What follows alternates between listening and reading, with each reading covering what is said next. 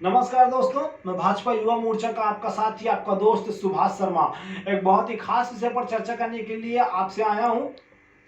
दोस्तों, जैसा आप सभी को पता है कि भारत सरकार ने कुछ समय पहले 59 चीनी ऐप को इंडिया में बैन किया और उसके कुछ समय बाद ही भारतीय सैनिकों को भी अपने फोन से 89 चीनी ऐप को हटाने के निर्देश दे दिए गए। और अब भारत की राह पर चलते हुए अमेरिका, ब्रिटेन और ऑस्ट्रेलिया जैसे बहुत से देशों ने अपने देश में चीनी ऐप को बैन करने की बात कही। आखिर दोस्तों, क्या कारण है कि भारत जैसे तमाम देश अपने देश में चीनी ऐप को बैन करने की बात कह रहे हैं? दोस्तों, कुछ समय पहले अमेरिका में हुए एक रिसर्च ने यह दावा किया है कि जब चीनी ऐप को यूज करने से पहले हम उसमें तमाम डॉक्यूमेंट सबमिट करते हैं तो चीनी हैकर्स द्वारा हमारी तमाम जानकारियां चोरी कर ली जाती है और हैक कर ली जाती है। हालांकि चीन के लोगों ने और चीन के राष्ट्रपति शी जिनपिंग ने इन बातों का खंडन किया है।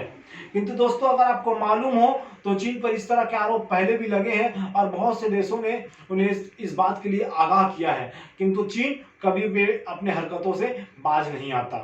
दोस्तों, अगर आपको मालूम हो तो अभी कुछ समय पहले चीन के राष्ट्रपति शी जिनपिंग ने चीन के अपने राष्ट्र के संविधान में संशोधन किया और उन्होंने नया नियम बनाया कि शी जिनपिंग ही अब बहुत लंबे समय तक चीन के राष्ट्रपति होंगे। और उन्होंने चीन को यह आश्वासन दिया है, चीन के लोगों को यह आश्वासन दिया है कि वो चीन को दुनिया का सुपर पावर बना करके रहेंगे। और दोस्तों, बड़े ताज्जुब की बात है कि उनके संविधान में संशोधन करने के बाद ही देश में और पूरी दुनिया में कोरोना नामक वैश्विक महामारी का आना हो, भारत जैसे तमाम पड़ोसी देशों के साथ चीन का सीमा विवाद का बढ़ना हो या चीन का अपने देश में अनैतिक कार्यों का बढ़ावा देना हो।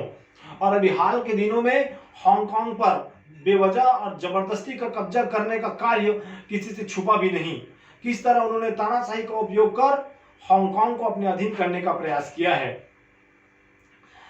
भारत, ऑस्ट्रेलिया, अमेरिका जैसे तमाम देशों के कहने पर भी चीन दोस्तों हर बार कोरोना से पल्ला झाड़ता रहा और वो ये कहता रहा कि कोरोना हमारे देश से नहीं पाया गया।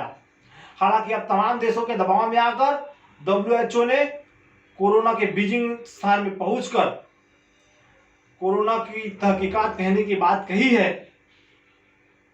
और दोस्तों, भारत के चीनी ऐप के बैन करने के बाद कुछ समय बाद मैं ये वीडियो आपसे इसलिए बना रहा हूं क्योंकि हमारे भारत के कुछ युवा दोस्त, कुछ युवा साथी अभी भी बहुत गुस्से में हैं और भारत के आत्मनिर्भर अभियान पर तंज कसते हुए कई मैसेज आजकल ट्रेड कर रहे हैं कि टिकटॉक के बैन होने पर या चीनी ऐप को बैन करने पर हम किस तरह चीन को नुकसान पहुंचा सकते हैं।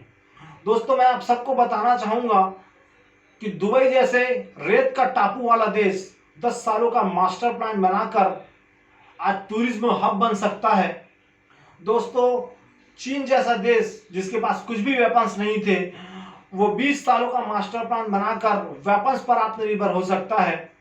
तो दोस्तों, वैसे भी भारत भी अपने 10 या 20 सालों का प्लान बनाकर अपने आत्मनिर्भर के अभियान पर सफल हो सकता है। दोस्तों, इस समय आप भूल जाइए कि आप लेफ्ट विंग है या राइट विंग है। दोस्तों, हमको स्वतंत्रता संग्राम सेनानी लड़ने का मौका नहीं मिला, किंतु आइए अपने फोन से इस ऐप को अनइंस्टॉल कर, डिलीट कर भारत को आर्थिक गुलामी से स्वतंत्र करें। धन्यवाद। जय हिंद, जय भारत।